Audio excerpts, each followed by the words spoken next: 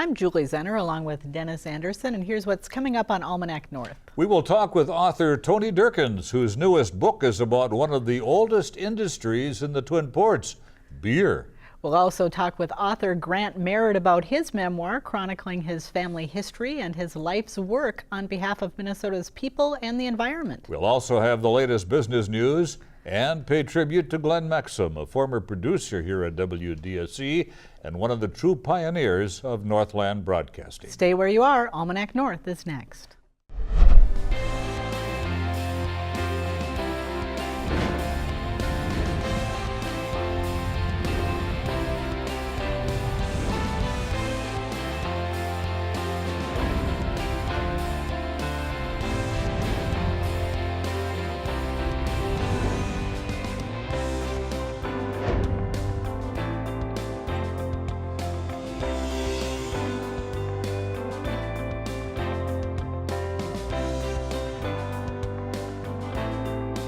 Hello and welcome to the 27th season of Almanac North. Thanks for watching. And Denny, tonight we'll be taking a break from politics and campaigns, and instead we'll focus on the history of the region.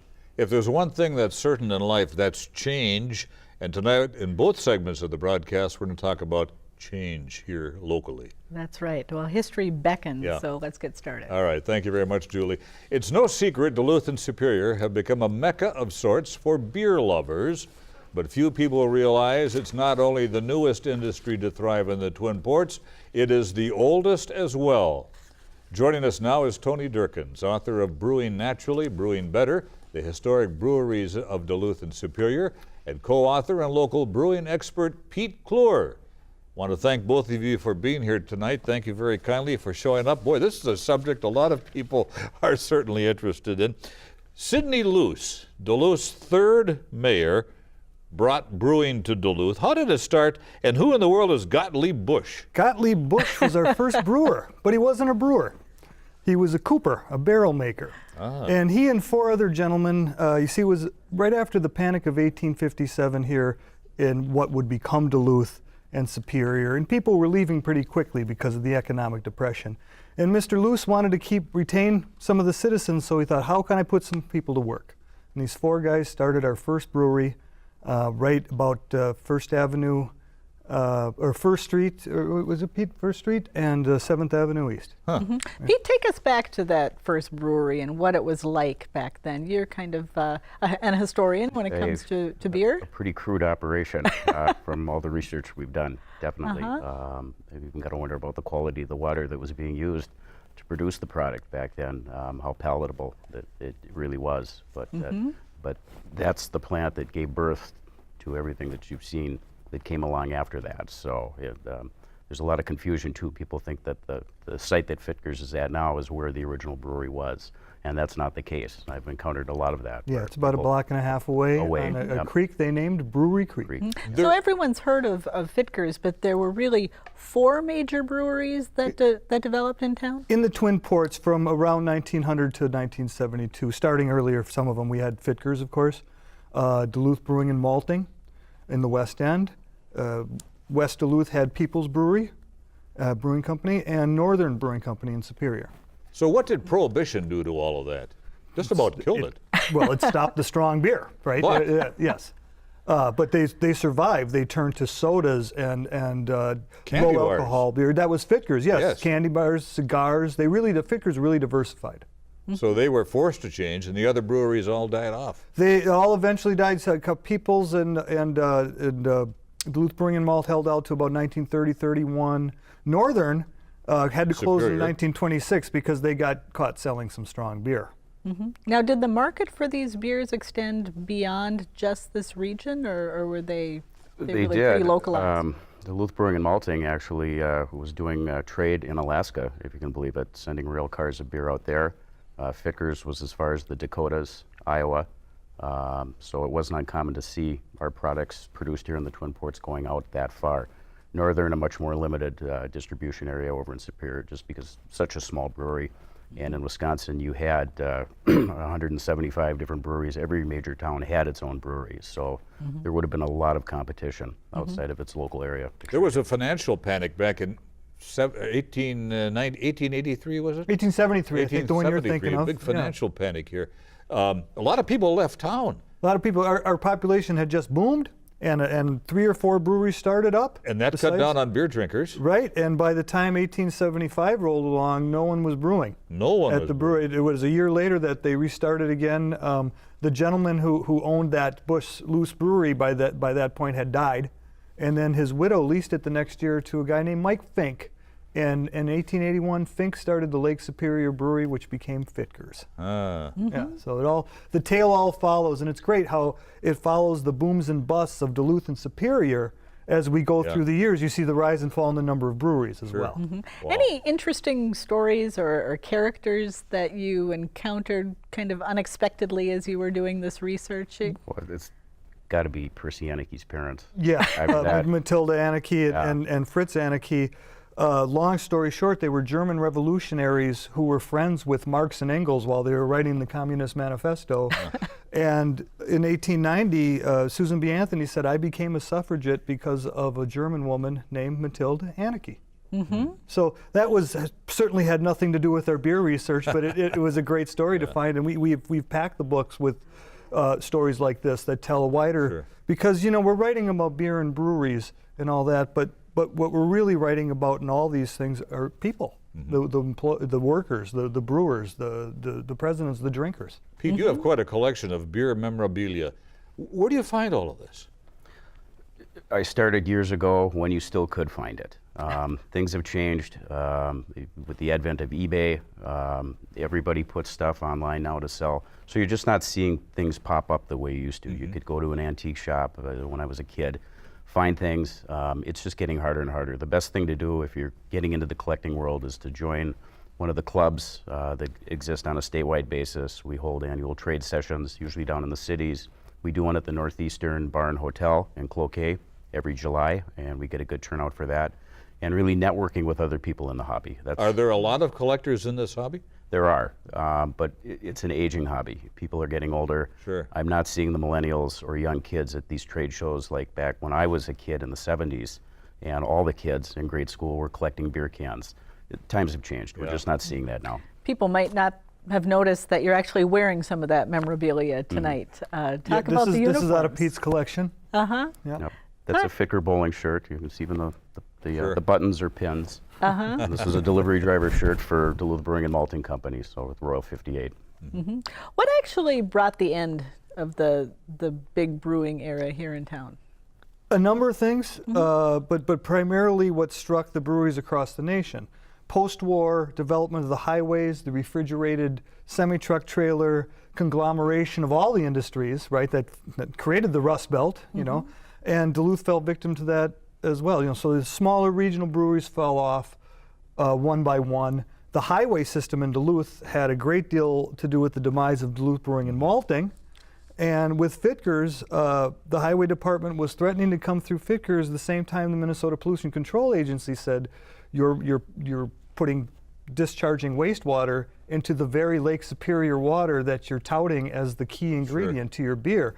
So, and because they were caught between the highway department and the pollution control agency, they couldn't sustain it. Brewing beer has become popular again here in Duluth. Tell us about craft beers that have made their entrance. Well, I think this is the second round. There was a big boom in the late 80s up into the early 90s, and then you saw a shakeout. Yes. A lot of microbrewers fell by the wayside. Lake Superior Brewing was one from that group that survived and continues in business today. And then, within the last decade here, you've seen another round of craft brewers coming into the market. How important is Lake Superior for brewing beer? Very important. It has very good, very soft water for brewing, and even the breweries from years ago would remark on that Really? This was an ideal location, and the water supply was ideal for producing the product. And you need access to a lot of that if you're going to produce beer. Yeah, the key thing is that the lack of limestone makes it naturally soft. And beginning in the actually 1920s, when they were making the soft drinks, the Fitker's was advertising that their soft drinks were made with pure Lake Superior water. So we've been advertising this since the 20s. Wow. Yeah. Is the craft beer industry quite different from the large-scale breweries of the past? Well, just the scale. Just I mean, just the amount of beer being produced Tiny in comparison. Tiny in comparison, and most of our local breweries are producing ale, whereas these old second-tier plants that we had in the Twin Ports were producing lager beer. So it's two different styles of beer. Did you have to do a lot of sampling as you went about your When research? we were researching the modern breweries, the Yeah. epilogue covers, we have the histories of all the current breweries and Do Brew, which unfortunately left us a few years ago. But yeah, I like to try to sample as much as I can to get to know. I'm mostly focused on the history, but you know. The old breweries had a bit of a Gothic type style to them, almost castle-like. Why were they built in that fashion? You know, that's primarily, you see that in Fittger's and Duluth Brewing and Malting. Look, those 19th century brewery architecture. It's a carryover. The same people that owned Duluth Brewing and Malt had breweries in Marquette, Michigan that were also castle-like. In fact, they made a brew called Castle Brau because of Really? that. And that was just the architecture. By the time you get to Northern's expansion at around 1905 and then Peoples, they start to look more modern, less Gothic. And if you look at pictures of Northern Brewing Company, you'll notice that it's a very plain Jane brewery, very functional, the way it's set up, and there's really architecturally nothing very special about that building. I see. And these books, your book is hot off the press. You have a couple of events Just coming up? Picked up the copies yesterday. This Thursday, we're launching at Clyde Ironworks at 7 p.m. We're also giving away a few Brewerania collector starter Beautiful. kits. We're get some actual Fittgers and Northern labels to give away, and we're going to do events, 4 of them throughout the month of October. A different brewery, major brewery's history at a different historic location Very good. throughout the city. Pete Kleur, Tony Durkins, thank you so very much. Fascinating subject. Thank you. Thank you. Thank you.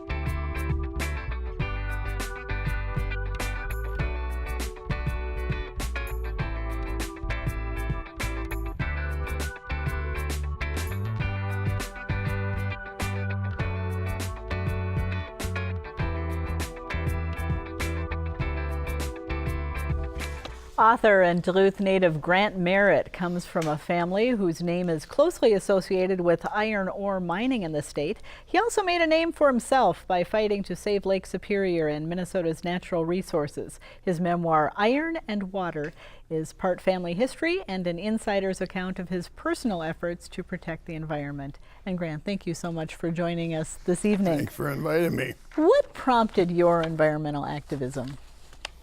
Well, my uncle Milton Matson had the Matson store in East Beaver Bay on the North Shore.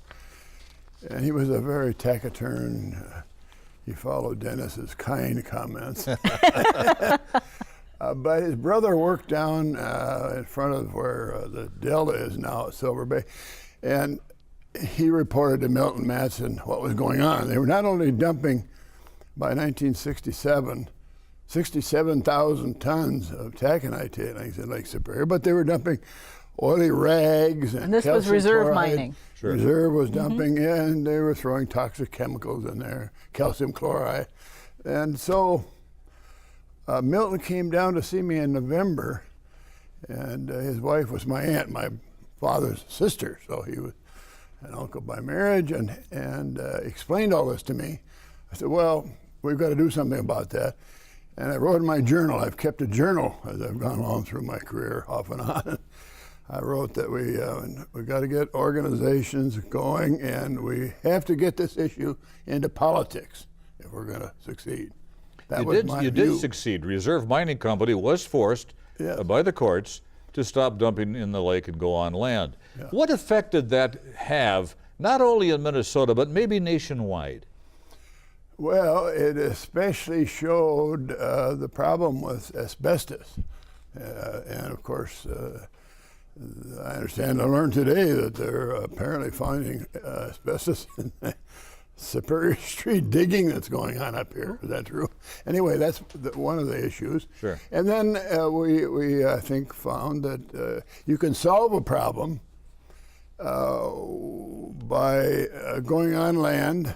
And that was what we wanted to do. We didn't want to shut the plant down. We wanted to go on land, just like every other taconite company in Minnesota. And the truth is that if the permit issued to Reserve had been followed, this whole issue, the whole controversy could have been avoided.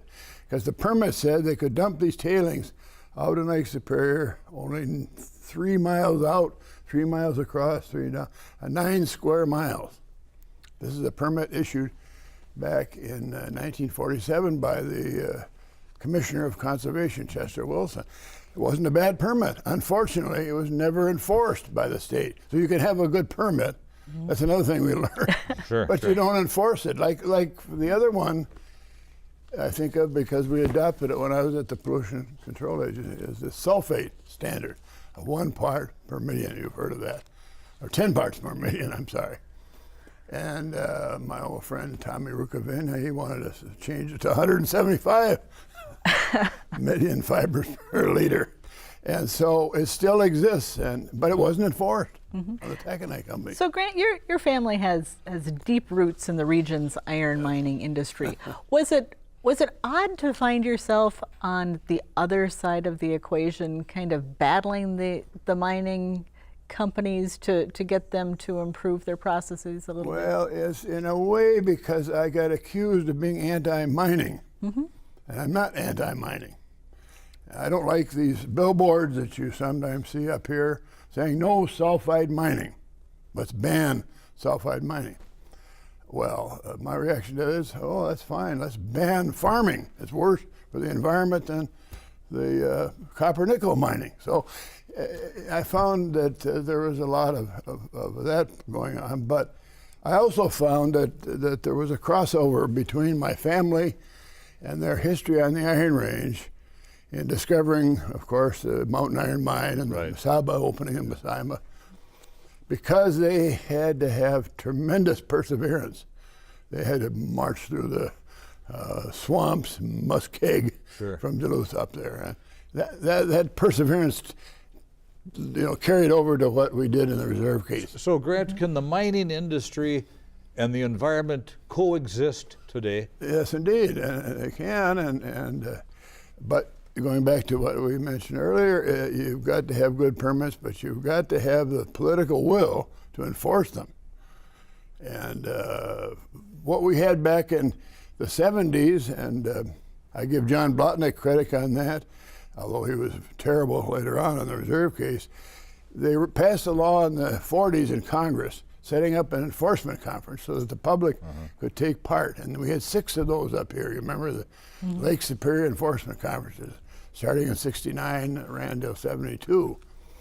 And then we had a pollution control agency created by a very conservative senator from Little Falls, Gordon Rosenmeyer, which established a policy-making board for the agency that I was with. So I was a commissioner. I had to go to this board of 9 citizens and convince them on policy.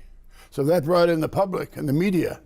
And that's one reason the Reserve case then became known, through the enforcement conference and through the PCA. So is mining cleaner today than ever before? Well, I don't know. Like I said, the sulfate standard wasn't enforced against the taconite company.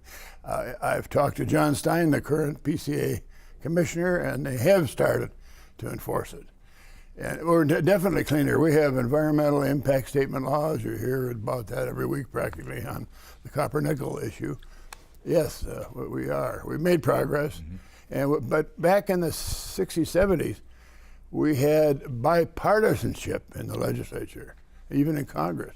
For example, Bill Ruckelshaus was the EPA administrator. He's a Republican appointed by Richard Nixon. And he became a hero of mine because he helped us. And he's the one that got the lawsuit started that went before Miles Lord, the federal case that resulted in finally in Reserve going on land. And Ruckelshaus is still alive. He lives out in Seattle. He helped us, for example, he had to go to the Attorney General, John Mitchell, you remember that name, under Nixon, and then to get approval from the Attorney General of the United States. Then he had to go to the White House. He went in to see John Ehrlichman, and Ehrlichman said, Bill, there's no problem, go right ahead, sue reserve. That was a big important.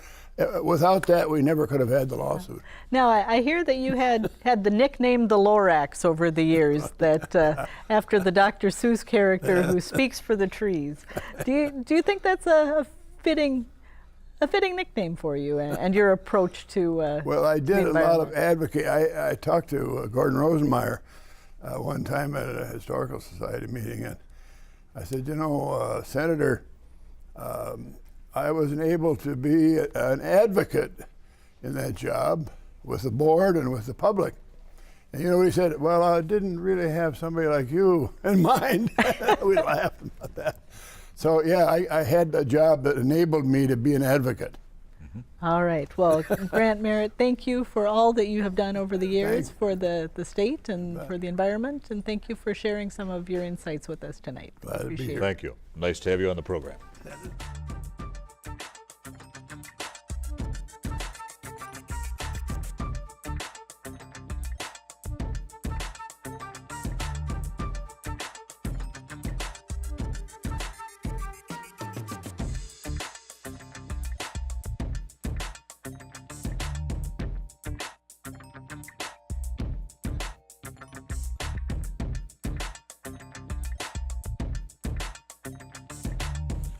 Let's turn now to the business news from our friends at Business North. The United Steelworkers Union said Wednesday night that a revised contract offer made by U.S. Steel earlier in the day still falls short. U.S. Steel said the proposal includes a 14% base wage increase over 6 years, guaranteed profit sharing, and health care premiums offset with transition payments. The union said it doesn't include new money and results in worse health care coverage. Meanwhile, steelworker leaders at ArcelorMittal Menorca's mine in Virginia plan to conduct a strike vote on Monday. Their negotiations began in July. Steelworkers at both plants have remained on the job despite their expired contracts. Also on the Iron Range, development of an iron mine and processing plant in Nashwauk took an unexpected twist Wednesday. A new investor in the project, commodities company Mercuria, revealed it will bring Essar into the deal. Essar previously spearheaded the project before declaring bankruptcy after several years of missed deadlines, failed development plans, and subsequent lawsuits. Just a day earlier, Governor Mark Dayton and other state officials conducted meetings in Nashwauk to answer questions and allay concerns about the project's development. Dayton's staff said the governor had not been told about Essar's renewed involvement. P&R Properties Twin Ports on Thursday displayed early progress on the construction of its third housing development in Superior. The Duluth company is building its luxury apartments at 320 F Street, which is just south of the Superior Hampton Inn. The 89 units will offer a selection of 1, 2, and 3-bedroom apartments, plus a fitness center, garage, dog run, cable television, and internet. P&R already has completed the Onyx and Village apartment buildings, which are fully rented. For more on these and other stories, visit businessnorth.com. We've run out of time this week, but you can still call with a comment. Dial 218-788-2849 to leave a message, or send an email to Almanac North at wdse.org. And visit the WDSE website for the latest on our program schedule, news about your favorite PBS shows, and other things coming up here at the station. And finally tonight, we pay tribute to a pioneer in Northland broadcasting, former WDSE producer Glenn Maxim, who passed away September 10th, 2018. For Denny and the crew here at WDSE, I'm Julie Zenner. Have a great weekend.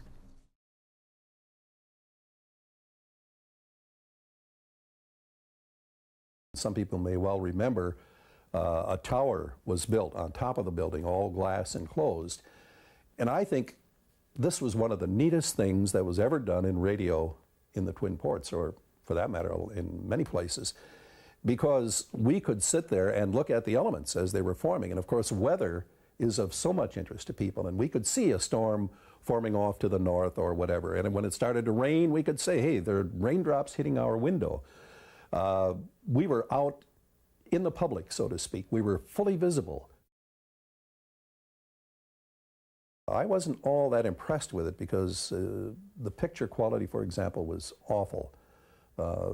So much snow on the screen that it sometimes didn't make it worthwhile to even watch. So the state of the art hadn't progressed to any great degree at that point. So I was not all that enthusiastic about it. The crowd was very enthusiastic about him, and he was very friendly, walking along the fence where all the people were lined up. Security was much less obvious at that point. And it may have been my imagination, but you could feel the presence of a great man. It was palpable, really. And I enjoyed every minute of it. I didn't ask him anything very brilliant. I asked him about the Seaway, and he fully supported it.